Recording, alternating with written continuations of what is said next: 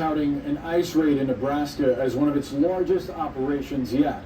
DHS says more than 70 undocumented immigrants were detained at an Omaha meatpacking plant. The raid caused confusion both inside and outside the plant and sparked clashes between law enforcement and protesters.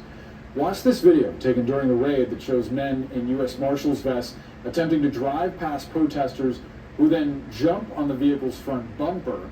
The SUV pushes forward and then stops, sending the demonstrators out onto the ground, as you'll see in just a moment, before it moved forward again. A supervisor at the plant described exactly how this raid went down. And then we just heard Homeland Security just banging on the door, and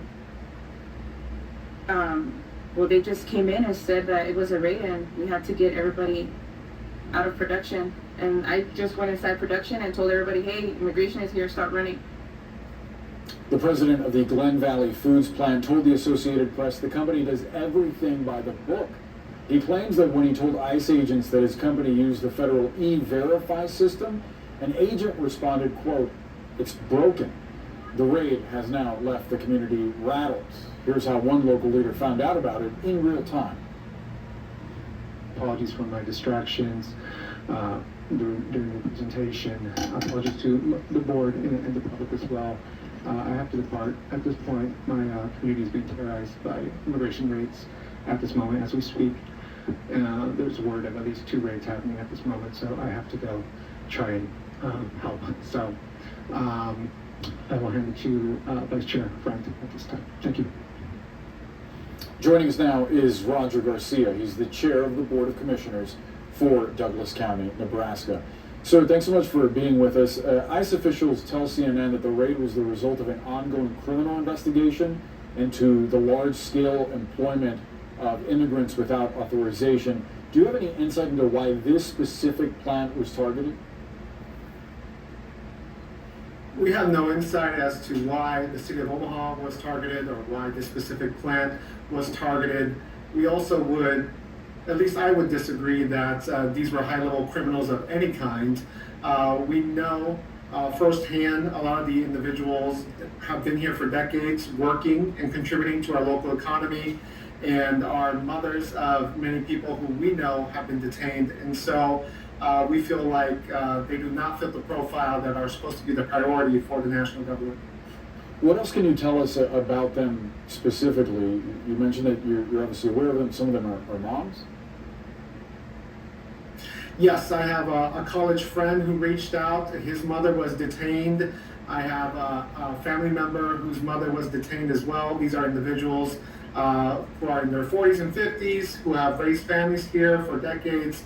And so we have strong concern that these individuals are being held and we don't know where they are, and we're really trying to work to get them some legal representation. Now, we actually just obtained video of the raid itself. I believe this was surveillance video or body cam video that's been shot and edited by ICE. So we want to play some of that now to watch. Is everybody here employees of the business? Yes. Okay. Just have them say they're not working, everybody, and that. You got it. So as we're watching this video, again provided by ICE, you hear one of the agents there asking whether everyone there is an employee. I mentioned a moment ago that the business owner stressed that they use E-Verify to check employment status, but that an ICE agent reportedly told him that E-Verify is broken. Do you have any concerns about its accuracy and whether that means that other plants in the area that use E-Verify may also be targeted? Yeah, E-Verify has been around for a while now. There's always been debate about how accurate it is and if people can be caught up in mistakes made by E-Verify. So it's a debatable software. We just have concerns that these large-scale raids separate families, traumatize communities, and they're really not contributing towards anything positive for our local community or our country overall.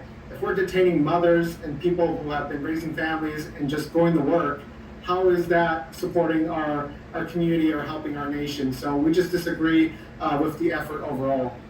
what is your view of supporters of the immigration crackdown and your counter argument to the idea they express that if folks are here without documentation, that makes them criminal, that need to be removed from the country? Well, being in the country with undocumented status is a civil offense. It's not a crime per law of the federal government, and so that's one technicality there. But also in general, we have to decide as a nation that have seen these individuals living amongst us for many years, contributing back to our economy and raising families. How do we deal with this situation? We've had attempts to do comprehensive immigration reform. They've almost passed in the last few decades. We've almost been there, but it's never passed. So we really need to get back to that and find a humane way to deal with this situation. Nebraska Congressman Don Bacon says that his office has full confidence and expectations that ICE will operate within their legal authority and treat people with respect. Do you share that confidence? I hope that's true. Just today, about an hour ago, we have information that many of the detainees have not been able to be in touch with their legal counsel and legal representation. So we're really fighting to make sure that that happens. It's important that they have that. And so there's been a strong disconnect. We still don't know who's all been detained, how many, where they're at, and where they're going. And so we really hope that our partners at the federal government can ensure that these individuals truly have legal counsel and are able to have contact with people in the community. I also understand that there were reports of protests. We watched some folks jumping on top of the bumper of a car as these agents were trying to leave. I understand that others apparently threw rocks at officials' vehicles. What do you say to those folks who obviously feel impassioned about what they're watching, but then go beyond a demonstration on the side of the road and actually interact with some of these agents? I understand where their heart is. They want to stand up for the families affected. They want to be in solidarity with the families affected, but we definitely encourage people to funnel that energy towards peaceful protests and also towards supporting and aiding the families that have been impacted with resources and good information on where they can get help.